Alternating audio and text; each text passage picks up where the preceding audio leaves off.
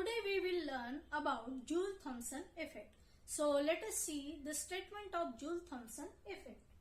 When a gas is expanded adiabatically from high pressure region to low pressure region, the change in temperature with respect to change in pressure at constant enthalpy is known as Joule-Thomson effect.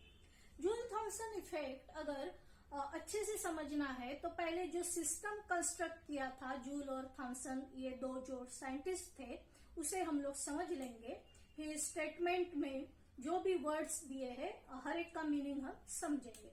So let us start. सो ये जो system joule और Thompson ने बनाया गया था, that is एक system उन लोगों ने बनाया था जिसकी बाउंड्री जो थी वो इंसुलेटिंग थी। यहाँ इंसुलेटिंग वेसल करके भी लिखा गया है।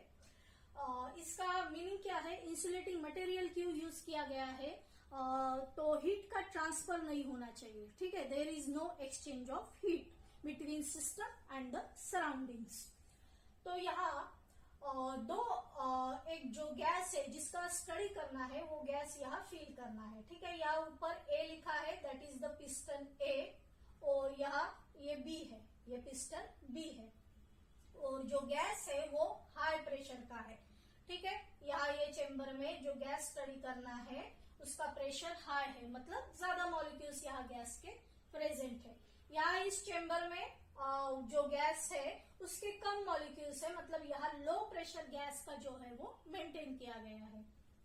तो जो इनिशियल प्रेशर है गैस का, that is P1, temperature T1, and volume जो है गैस का वो V1 से डिनोट किया है।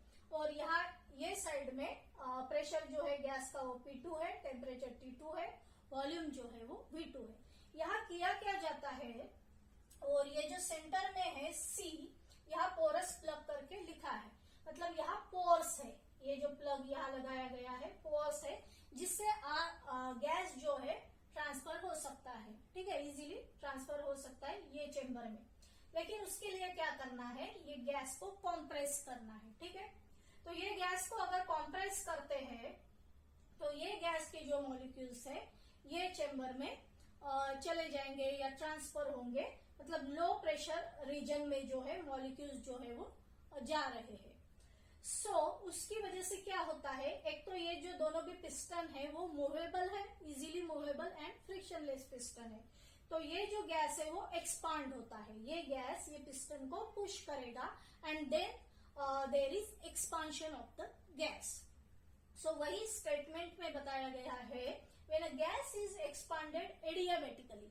Adiabatically means what, adiabatic system को हम लोग जब डिफाइन करते हैं, सो वो सिस्टम कैसा होता है, there is no exchange of heat. ठीक है, ये सिस्टम में अगर हीट प्रोड्यूस हुई तो वो बाहर नहीं जा सकती, बाहर के सराउंडिंग से हीट जो है सिस्टम के अंदर नहीं आ सकती। So from high pressure region to low pressure region जो हमने मेंटेन किया है, change in temperature, the change in temperature with respect to change in pressure at constant enthalpy is known as Joule-Thomson effect. यहाँ जो है temperature में change हो रहा है, मीन्स जब गैस के मॉलिक्यूल यहाँ से ये दूसरे चेम्बर में ट्रांसफर हो रहे हैं या जब जाते हैं तब वो कूलिंग इफेक्ट बताते हैं, टेम्परेचर जो है वो कम हो जाता है, तो इसे ही जूल-थॉमसन इफेक्ट बोलते हैं। लेकिन इसके पीछे रीजन क्या है, टेम्परेचर क्यों कम हो जाता है या वो गैस जो है वो क्यों कूल होता है, तो यहाँ इसका रीजन जो है वो है due to kinetic energy of the molecule. जब ये गैस हाई प्रेशर के अंदर यहाँ जो है गैस जो है उसका प्रेशर हाई है, ठीक है, और हम कॉम्प्रेस भी कर रहे हैं, तो यहाँ जो है एक तो गैस के मॉलिक्यूल का नंबर ज्यादा है तो उनके बीच में कोलिजन्स जो है वो ज्यादा है। ठीक है, और जितने ज्यादा कोलिजन्स रहेंगे गैस के मॉलिक्यूल्स के बीच में उतना ज्यादा वो हीट प्रोड्यूस करता है। सो उतनी ज्यादा उनकी जो है काइनेटिक एनर्जी ज्यादा होती है, और जब ये मॉलिक्यूल्स यहाँ ट्रांसफर होते हैं, ठीक है, इस तरह से जब वो एक्सपांड होते हैं तो उनकी काइनेटिक एनर्जी जो है मॉलिक्यूल्स की वो कम हो जाती है, क्योंकि यहाँ जितने मॉलिक्यूल्स है, अगर ज्यादा मॉलिक्यूल्स रहे तो उनके बीच में फोर्स ऑफ अट्रैक्शन भी ज्यादा रहता है, और अगर गैस को कंप्रेस कर रहे हैं, गैस के मॉलिक्यूल अगर इधर हम लोग ट्रांसफर करवा रहे हैं, तो इनके बीच में जो भी फोर्स ऑफ अट्रैक्शन रहेगा मॉलिक्यूल्स के बीच में, ठीक है, तो वो जो फोर्स ऑफ अट्रैक्शन है उसे van der Waals force of attraction बोलते हैं। तो वो बॉन्ड ब्रेक करने के लिए, वो फोर्स ऑफ अट्रैक्शन ब्रेक करने के लिए जो काइनेटिक एनर्जी है वो यूज होगी। तो क्या होता है कि जब वो गैस ये चेंबर में एक्सपांड होता है तो उसका जो टेम्परेचर है वो कम हो जाता है, क्योंकि यहाँ काइनेटिक एनर्जी जो है वो ऑलरेडी यूटिलाइज हुई है अट्रैक्शन को या बॉन्ड को ब्रेक करने में। तो यहाँ जब गैस वो आता है उसकी काइनेटिक एनर्जी डिक्रीज हो जाती है। So kinetic energy is directly proportional to temperature. अगर काइनेटिक एनर्जी मॉलिक्यूल्स की कम है तो नेचुरली यहाँ जो गैस है उसका टेम्परेचर भी कम हो जाएगा, वो कूलिंग इफेक्ट बताएगा। सो इसे हम लोग थोड़ा कैलकुलेशन करके और समझने की कोशिश करेंगे। First, work done on the system at piston A, ठीक है, यहाँ पिस्टन ए है और कॉम्प्रेस कर रहे हैं, ठीक है, मतलब गैस को कॉम्प्रेस कर रहे हैं, इसीलिए वर्ड यूज किया गया है on the system, work done on the system, जो क्या रहेगा P1 V1।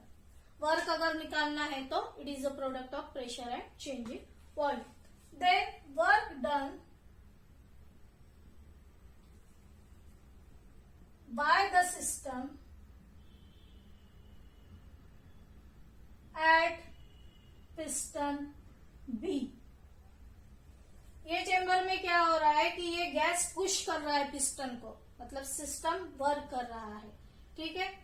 So work done by the system that is P2 V2। ये वर्क ऑफ एक्सपांशन है जो निगेटिव रहेगा और ये वर्क ऑफ कंप्रेशन है जो पॉजिटिव रहेगा। Therefore, net work done equal to, net work done क्या होगा, नेचुरली दोनों की एडिशन करनी पड़ेगी। सो पहले माइनस P2 V2 लिखेंगे प्लस P1 V1, ये हो गया नेट वर्क डन। नाउ अभी क्या करेंगे, from first law of thermodynamics,